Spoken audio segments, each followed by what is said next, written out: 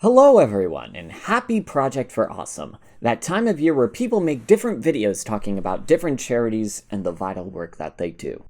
And once again, I would like to turn your attention to Haiti. As many of you guys know, Haiti has greatly suffered under the effects of colonialism and has been considered the poorest country in the Western Hemisphere as a result of all of the exploitation and condescension that came with it. And to make matters worse, the country has faced a number of struggles as a result of the 2010 earthquake, the subsequent cholera epidemic, Hurricane Matthew, and many years of promised financial and material aid that has remained undelivered by a majority of the global community.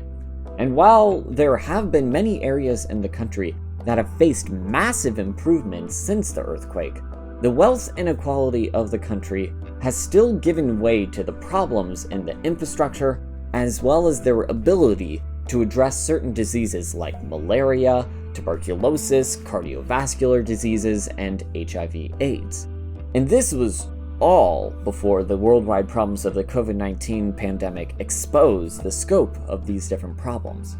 So, with all of that said, it has been a relieving surprise to see how, despite these larger systemic problems that have faced the country, Haiti has had a much lower number of reported cases and deaths than was expected. As of this writing, there have been a total of 11,590 recorded cases of COVID-19, and 245 reported deaths within the entirety of the country. Compare this to my home county within Indiana, which has suffered 20,302 cases and 267 deaths. Which, for context, my home county has about 180,000 citizens, whereas Haiti has 11 million. All of this runs in stark contrast with some of the early predictions that came out of this pandemic, where some predicted that Haiti might suffer nearly 1,000 cases a day. Though, as of this recording, the highest number of recorded cases within the entire country in a single day was nearly 300. Now, I don't say all of this as an indictment against my home or to downplay the legitimate suffering that has occurred within Haiti because of this pandemic, but I hope that this illustrates just how vital the everyday work within Haiti has been for the different communities there. Part of the sad legacy of colonialism is that often people within the global south have this infantilized quality applied to them as people try to help them. I know I myself have been guilty of this in the past. But Haiti's COVID response demonstrates why it's so important to listen to the people within these communities in order to help them most effectively.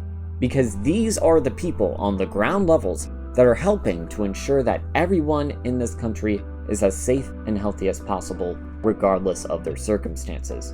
And part of the reason why Haiti hasn't faced the brunt of this pandemic was not out of some miraculous intervention, but because of the everyday work done by organizations like the Haitian Global Health Alliance and the subject of today's video, Hope for Haiti. As some of you guys might know, I have been making a video talking about the work within this organization since 2018. And in this time, this organization has been consistently helping to improve the living conditions within the southern regions of the country.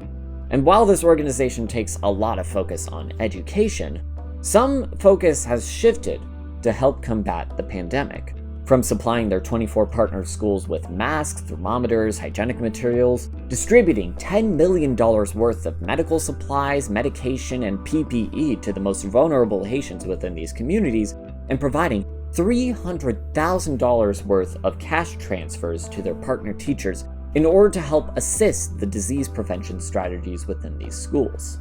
While many people have praised Haiti for its response to the pandemic and have erroneously used them to downplay the scope of COVID-19, it is important to remember how there is still much work that is to be done as the country faces poor working conditions for its teachers, massive layoffs as a result of the pandemic, and a continuingly unstable political environment.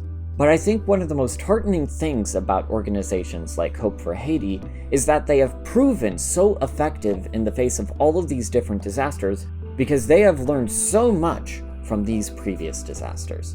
even in the face of political corruption, first world exploitation, and an increasingly hostile forces of nature. Strong and sustained mutual aid can prove to be a source of continued stability, even in the most unlucky of circumstances. And if you want to know how you too can support this aid, check the links in the description to donate or to consider voting for this video to have Hope for Haiti receive funding from the Foundation to Decrease World Sec.